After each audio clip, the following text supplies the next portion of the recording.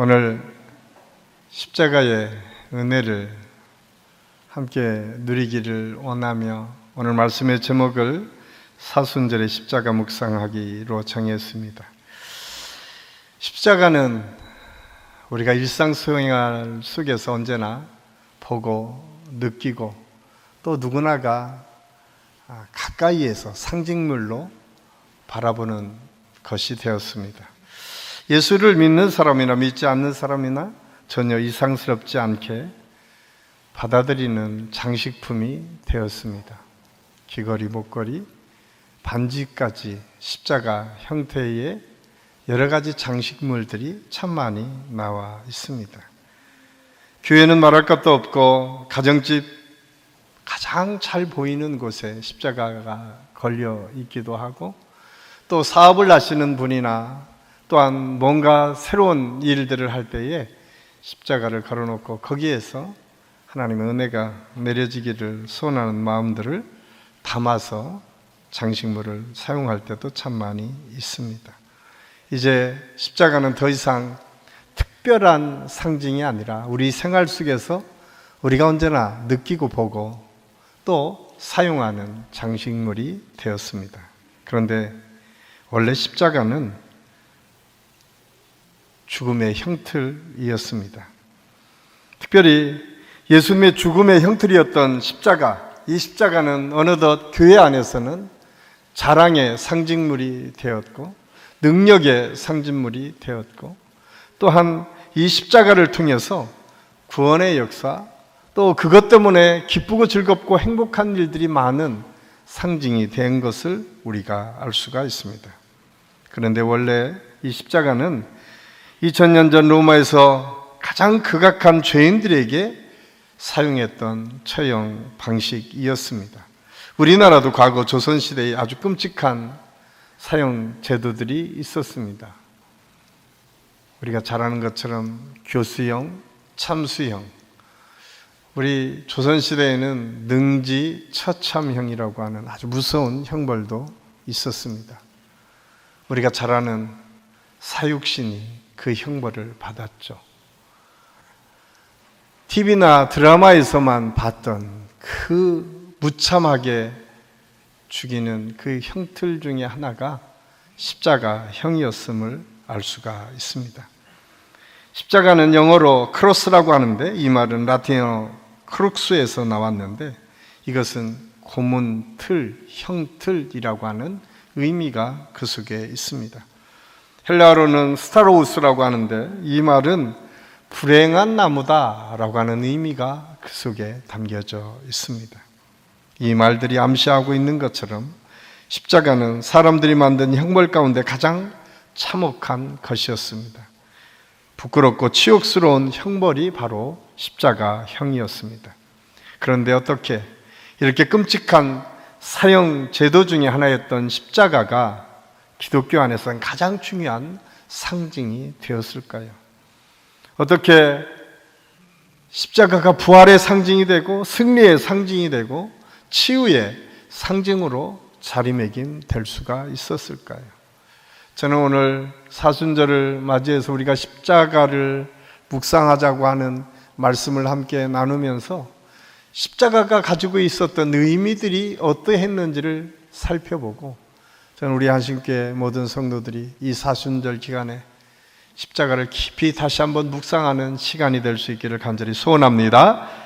가장 먼저 유대인이 생각하였던 십자가, 유대인들이 십자가를 어떻게 생각했는지는 모세오경 신명기 21장 22절에 가장 잘 나타나 있습니다. 만일 죽을 죄를 범하로 내가 그를 죽여 나무 위에 달거든 23절에서는 나무에 달린 자는 하나님께 저주를 받았음이니라.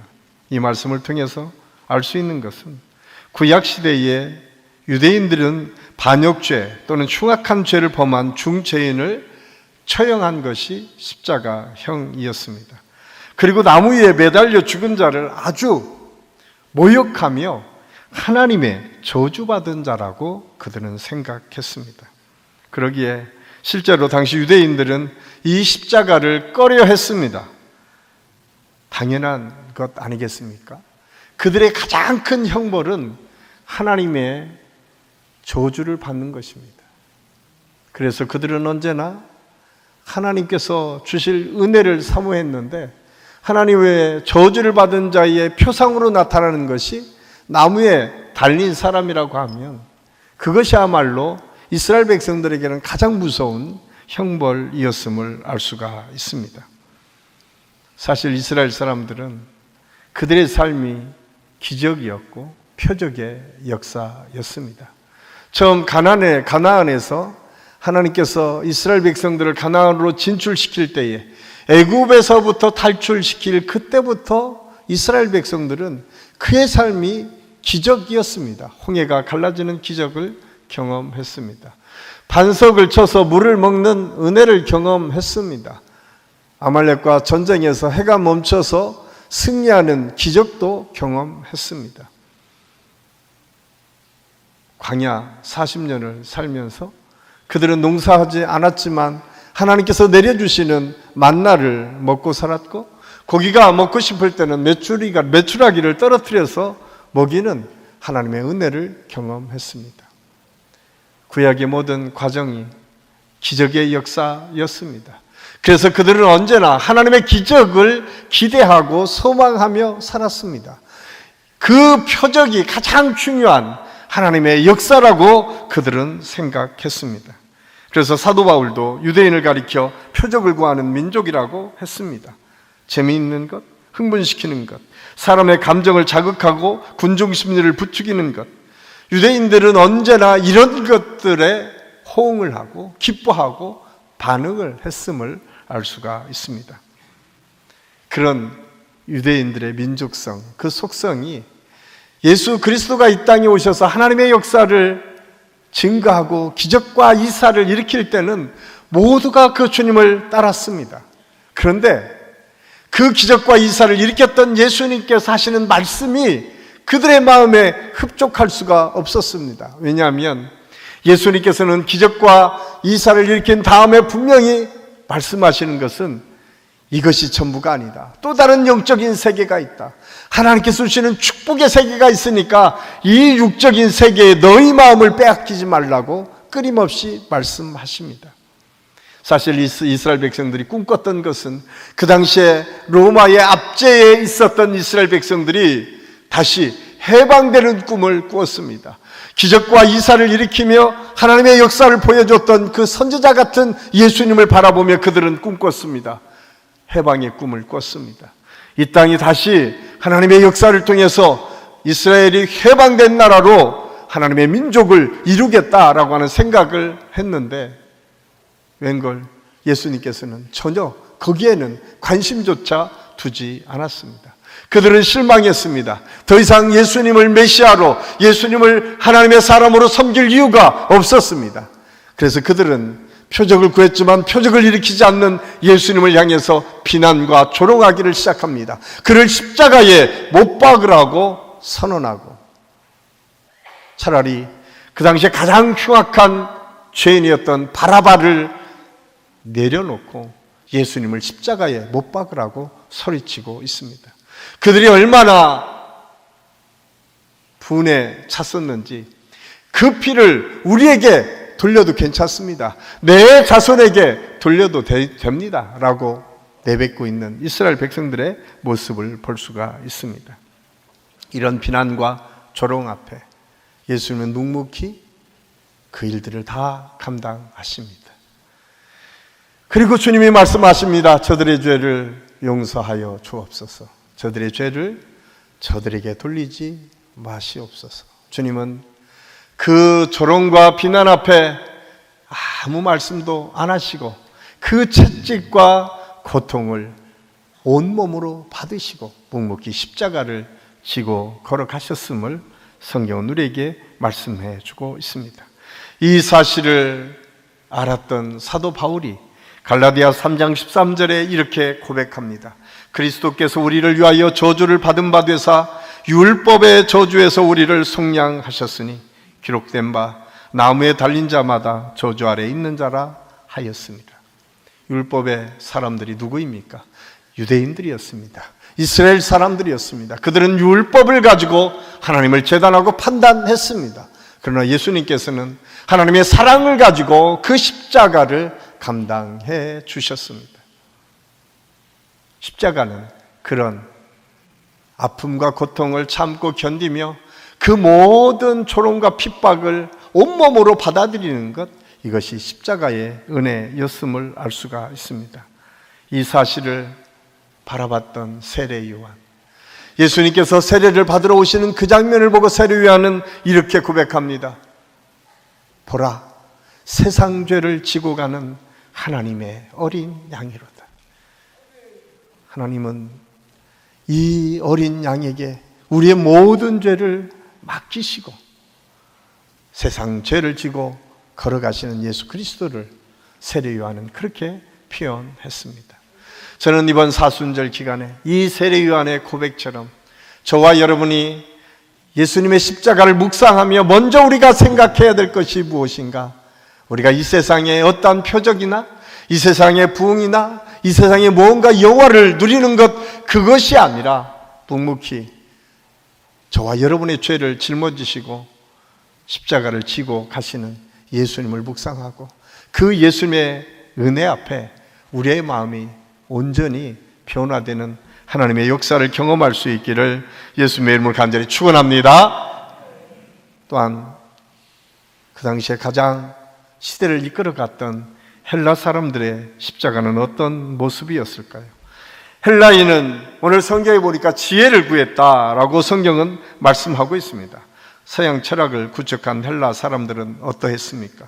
어느 누구보다도 지혜를 추구했던 사람들이었습니다. 그들은 인간의 이성과 지성의 최고의 가치라고 생각했습니다. 인간의 사고 체계를 뛰어넘는 것은 아무것도 인정할 수가 없었습니다. 그들의 철학 체계, 그들의 문화, 그 모든 것은 인간 중심의 모습이었음을 알 수가 있습니다. 그들은 이데아의 세계로 인도해 줄 지혜를 찾았습니다. 그들의 생각으로는 예수 그리스도는 이해할 수 없는 분이었습니다. 하나님을 도대체 이해할 수가 없었습니다. 왜입니까? 하나님께서 인간이 되었다라고 하는 이 사실은 그들의 이성적인 체계로는 도저히 받아들일 수 없는 일이었습니다. 그래서 오늘 성경은 이방인에게는 미련한 것이로되 라고 사도 바울은 표현하고 있습니다. 그 당시 헬라 사람들, 그 사람들은 이방인들이었습니다. 그들의 생각 속에는 자기들이 경험한 것, 자기들이 보고 체계를 만들어 놓는 것 외에는 아무것도 인정할 수가 없었습니다. 그런데 예수님께서 말씀하십니다. 내가 하나님의 아들이요, 내가 너희 죄를 짊어지시기 위해서 이 땅에 오셨다라고 하는 이 말, 말씀이 육신이 됐다라고 하는 이 말, 온 우주 만물을 창조하신 그 하나님께서 지금 인간의 몸을 입고 오셨다라고 하는 이 말에 대해서 그들은 인정할 수가 없었습니다. 그 육체를 입고 오셨다는 이 말은 그들은 말도 안 된다고 생각했습니다. 그런데 여러분, 성경은 끊임없이 우리에게 질문하며 말씀합니다. 그 모든 것이 어디서부터 왔는가? 우리가 아는 것 이상의 세계가 우리 안에 얼마나 많이 존재하는지 모릅니다. 여전히 과학이 발달하고 이 시대의 이론적인 체계가 이 세상을 지배하는 것처럼 보여지지만 그것으로 설명되지 않는 모든 일들이 얼마나 많이 있는지 모릅니다. 진리를 발상케 한 진리는 더 큰 진리가 아니겠습니까? 그 자연을 누가 만들었고 그 진리를 탐구하는 그 인간은 도대체 어디서부터 왔고 어디로 가는지에 대해서 누구도 설명해 주지 않습니다. 오직 설명한 곳은 딱 한 곳입니다. 하나님의 말씀, 성경만이 인간이 어디에서 왔고 이 자연이 어떻게 만들어졌고 어디로 가는지에 대해서 아주 분명하게 선언하고 선포하고 있음을 알 수가 있습니다. 그렇습니다. 사람의 이성에 추구하여 정립해 놓은 법칙과 공식 안에 진리로 받아들이는 것, 이 모든 것이 지적 유의로 끝나버릴 수 있다고 하는 사실을 우리는 알아야 됩니다. 과학과 이성으로는 알 수 없는 초자연적인 세계가 우리 안에는 얼마나 많이 있는지를 우리는 먼저 알아야 됩니다. 그래서 잠언 9장 10절에서는 이렇게 우리에게 말씀해 주고 있습니다. 여호와를 경외하는 것이 지혜의 근본이요 거룩한 자를 아는 것이 명철이니라. 너는 마음을 다하여 여호와를 의뢰하고 내 명철을 의지하지 말지니라 라고 말씀합니다. 하나님을 알고 믿는 것보다 더 위대한 진리는 없고 최고의 지혜는 없다고 분명히 잠언 기자는 선언하고 있습니다.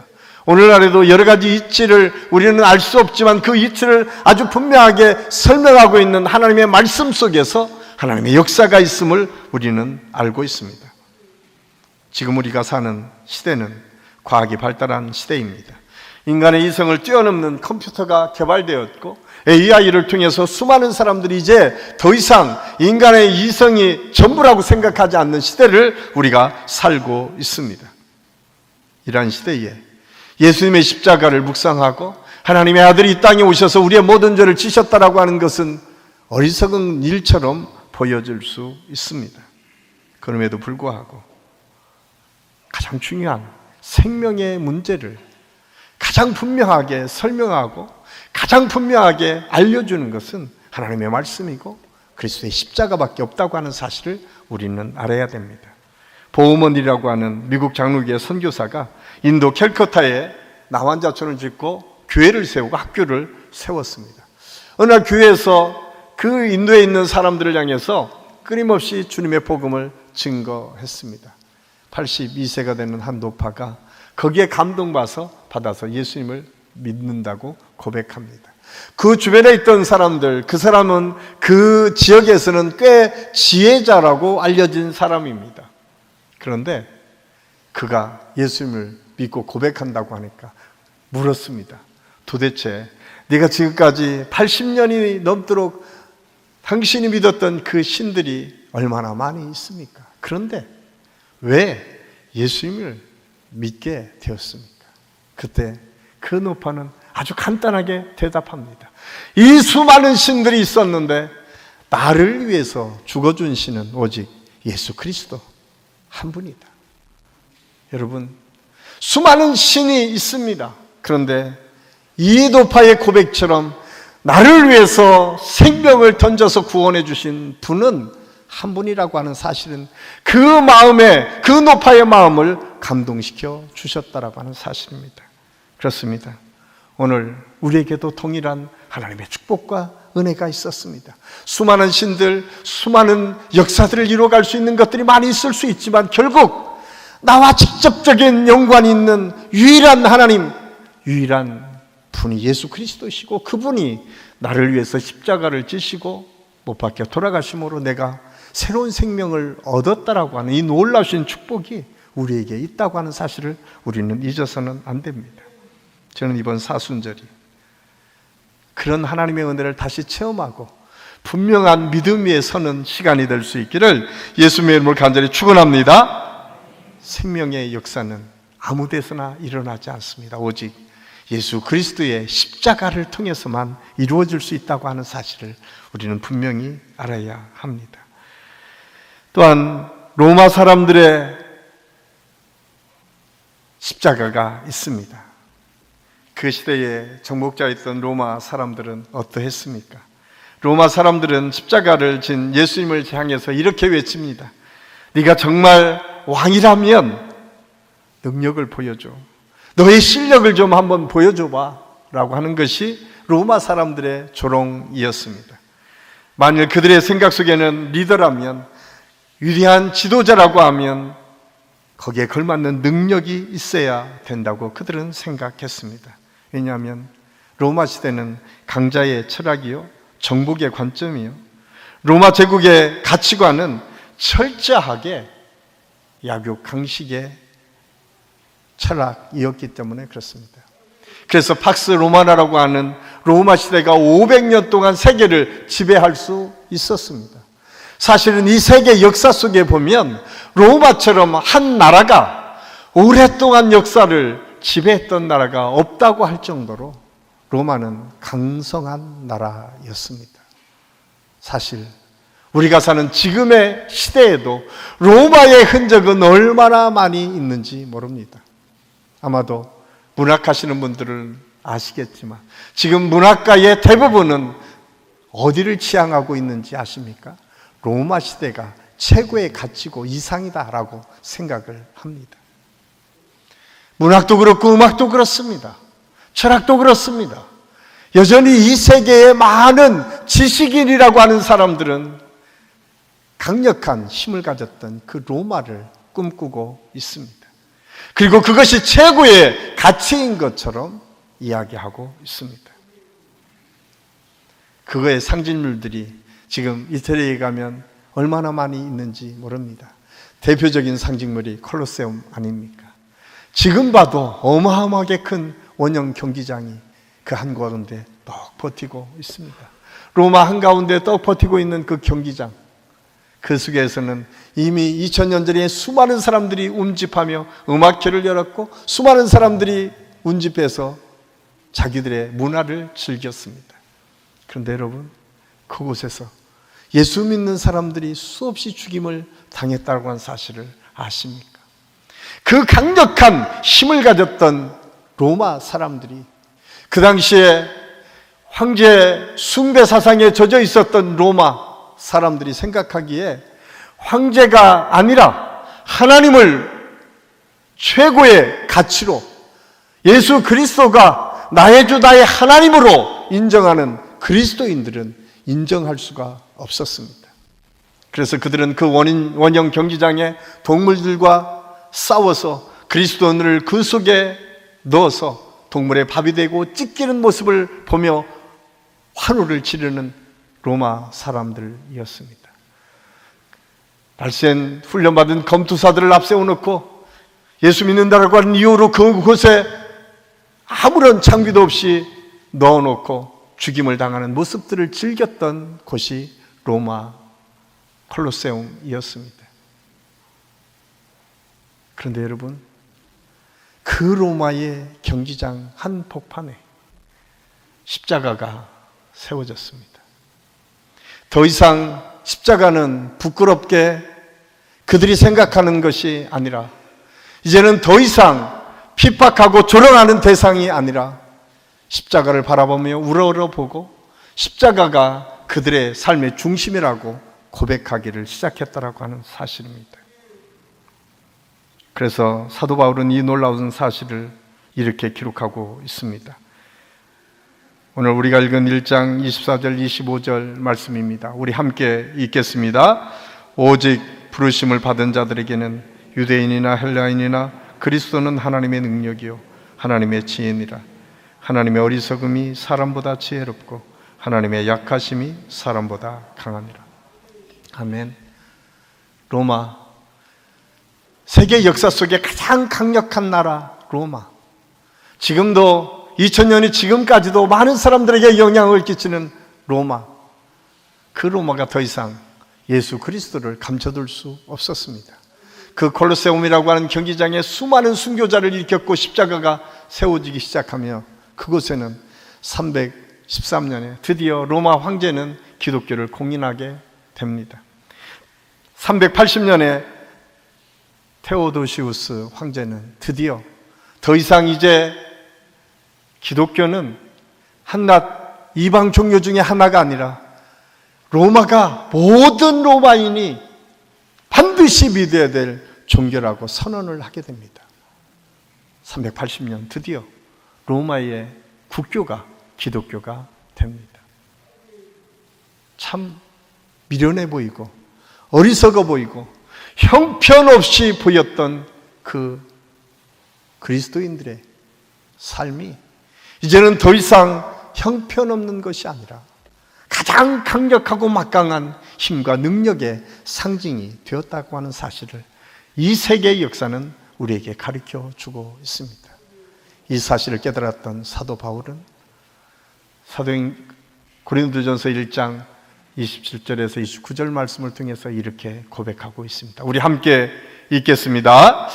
그러나 하나님께서 세상에 미련한 것들을 택하사 지혜 있는 자들을 부끄럽게 하려 하시고 세상에 약한 것들을 택하사 강한 것들을 부끄럽게 하려 하시며 하나님께서 세상에 천한 것들과 멸시받는 것들과 없는 것들을 택하사 있는 것들을 폐하려 하시나니 이는 아무 육체도 하나님 앞에서 자랑하지 못하게 하려 하십니다. 아멘. 십자가는 이런 놀라운 하나님의 능력과 역사를 이루었습니다. 세상에 미련한 것들이 지혜로운 자를 부끄럽게 했다고 성경은 기록하고 있습니다.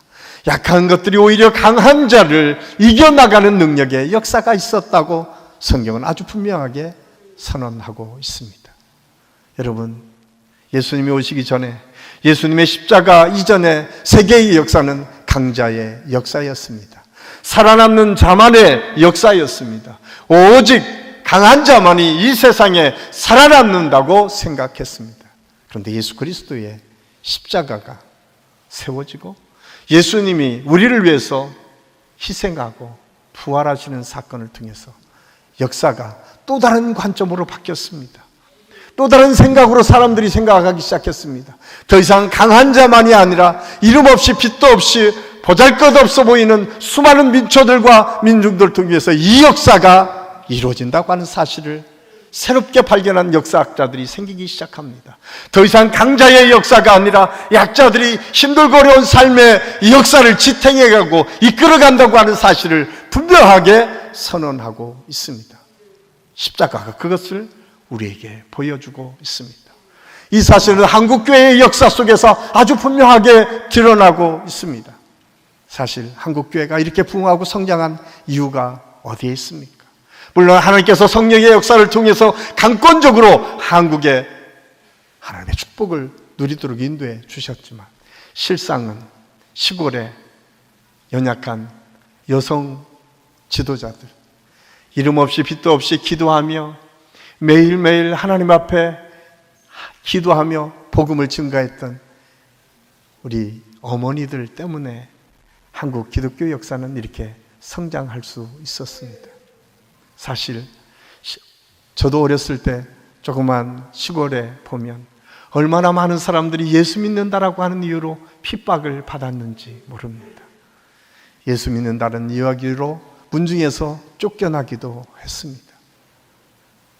그리고 예수 믿는다라고 하는 이유로 매일매일 남편에게 매를 맞은 적도 참 많이 있었습니다. 그러나 그들은 포기하지 않았습니다. 그들은 거기에서도 묵묵히 기도하며 주님의 복음을 들고 세상을 향해 나아갔습니다. 주님이 나의 남편이 되었고 나의 어머니가 되었고 나의 자녀가 되는 것처럼 그들은 희생하며 하나님의 역사를 이루어 갔습니다. 그러기에 여러분, 한국 땅에 곳곳에 아름다운 교회당이 세워지지 않았을까요? 여러분, 한국 교회 가면 어디든 교회가 세워졌는데 그 교회의 역사를 자세히 들여다보면 위대한 하나님의 사람들, 그 사람들은 이름 없이 빛도 없이 그 교회를 그루터기처럼 지켰던 우리 믿음의 선진들이었다라고 하는 사실을 우리는 잊어서는 안 됩니다. 사실 우리 교회도 마찬가지입니다. 위대한 믿음의 사람들이 앞서서 인도하는 모든 상황이 이 역사를 이끌어갔던 것이 아니라 우리 교회 와서 그루터기처럼 마지막까지 참고 견디며 기도하며 하나님의 뜻을 이루기 위해서 애썼던 수많은 이름 없는 우리 믿음의 성도들의 헌신과 그 노력을 통해서 우리 교회가 세워질 수 있었고 앞으로 한국 교회가 부흥하고 성장하게 될 것입니다. 저는 그런 기대를 합니다.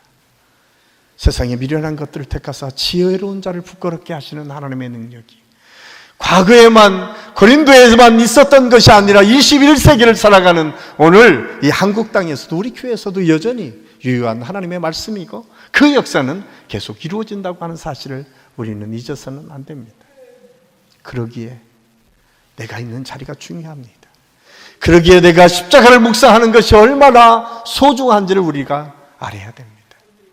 저는 우리 한식교회 모든 성도들이 이번 사순절 기간을 통해서 그 하나님을 깊이 만나고 그 하나님과 은혜를 나누는 축복의 역사를 계속 누릴 수 있기를 예수님의 이름으로 간절히 축원합니다.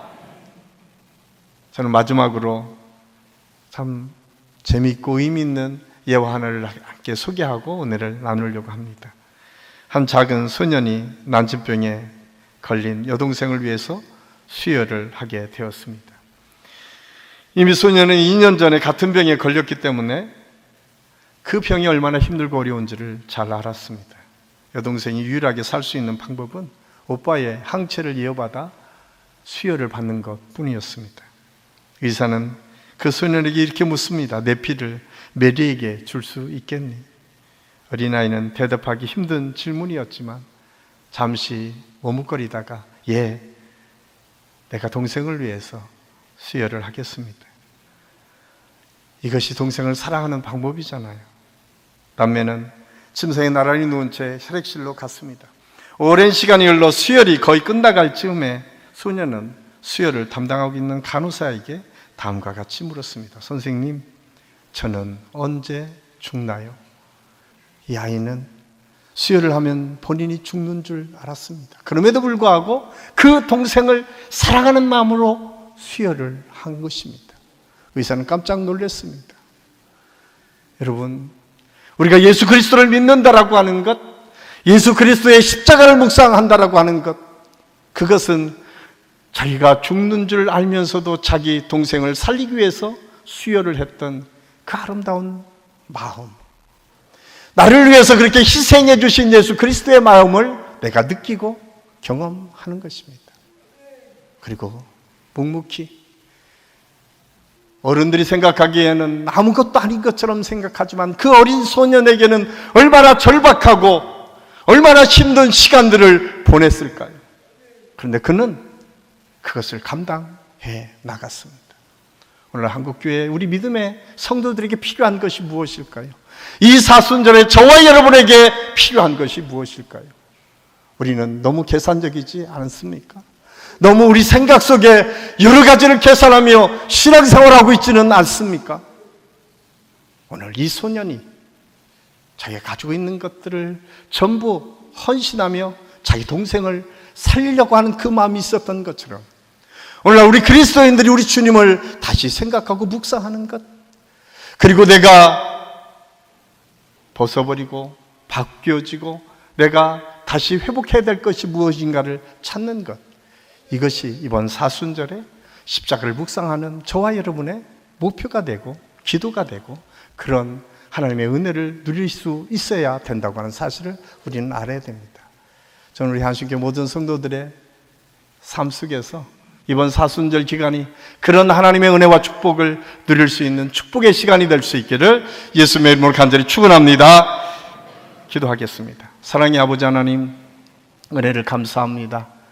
오늘 말씀을 통해서 우리가 어떻게 하나님의 말씀을 묵상해야 되는지를 함께 생각했습니다. 우리가 너무 표적만 구하며 살고 있지는 않습니까? 우리가 너무 세상의 이치와 지혜를 가지고 따지며 살아가고 있지는 않습니까? 강한 것, 풍성한 것, 이기는 거에 익숙해져서 그것만이 진리인 것처럼 착각하며 살고 있지는 않습니까? 십자가는 세상 죄를 지고 묵묵히 자기에게 맡겨진 일을 감당하는 길이었고, 힘들고 어려운 자리이지만 그것을 통해서 또 다른 사람이 살아나는 기쁨을 기대하고 소망하는 자리였고, 어렵고 힘든 그 기간들을 믿음으로 잘 이겨나가는 자리였음을 우리가 깨닫습니다.